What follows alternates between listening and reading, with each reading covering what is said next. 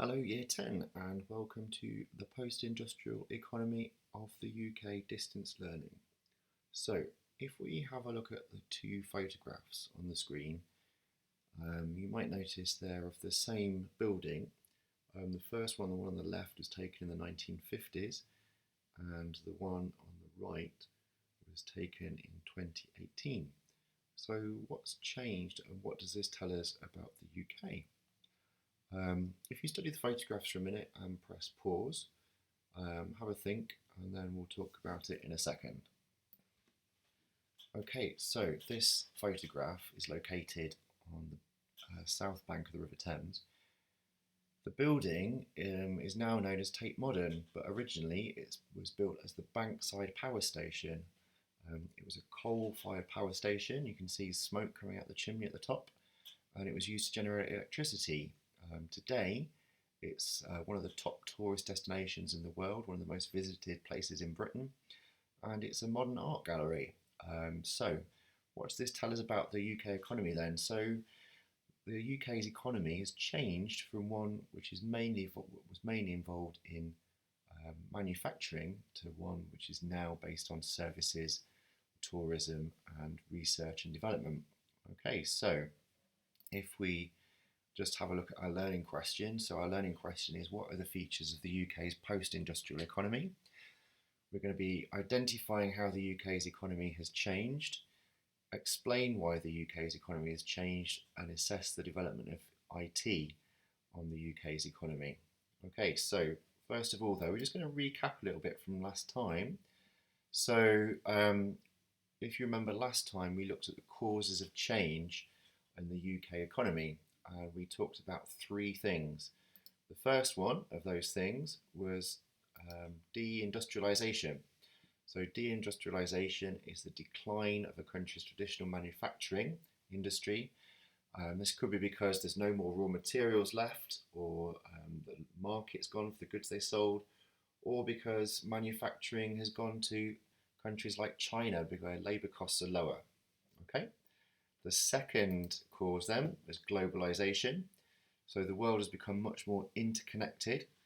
Globalisation has led to an increase in foreign trade, foreign investment, communication between different countries, the sharing of ideas. And the final cause of changes in the UK's economy was government policy. So a policy is a plan of action or a course of action decided by the government to manage issues.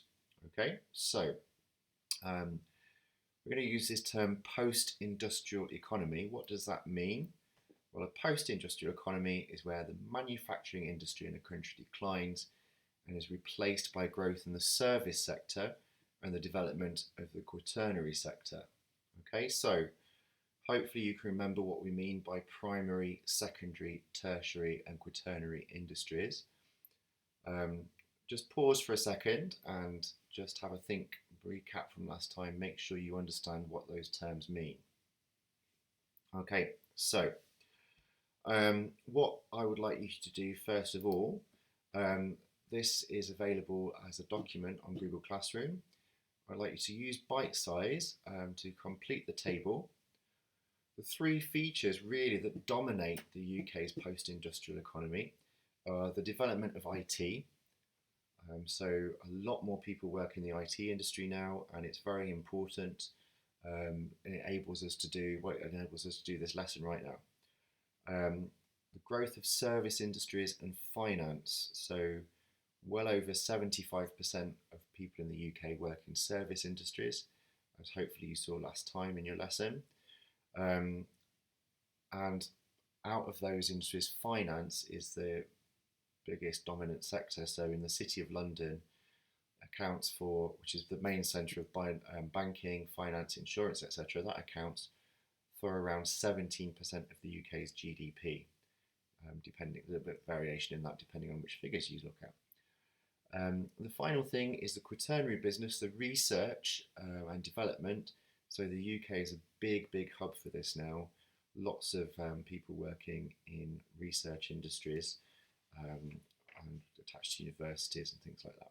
Okay, so if you pause this, go to Google Classroom, you can find a copy of the table and a link to BBC Bitesize.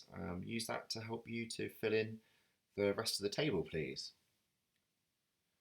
And when you've done that, press play and I'll talk to you about the final section on this.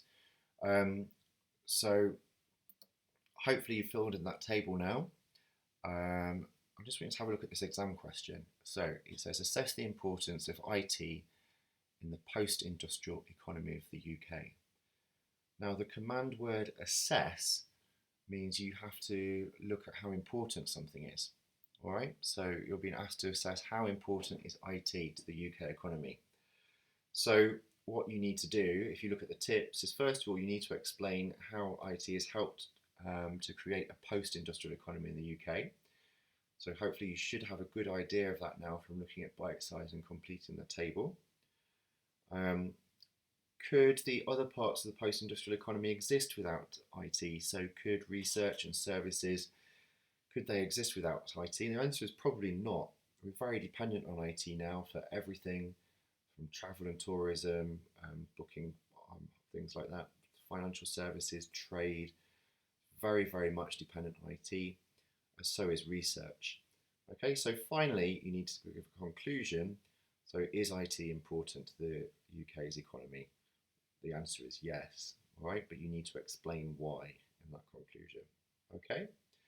Right, as usual, if you've got any problems, then you can contact your geography teacher at your allotted time, and we'll be happy to help you.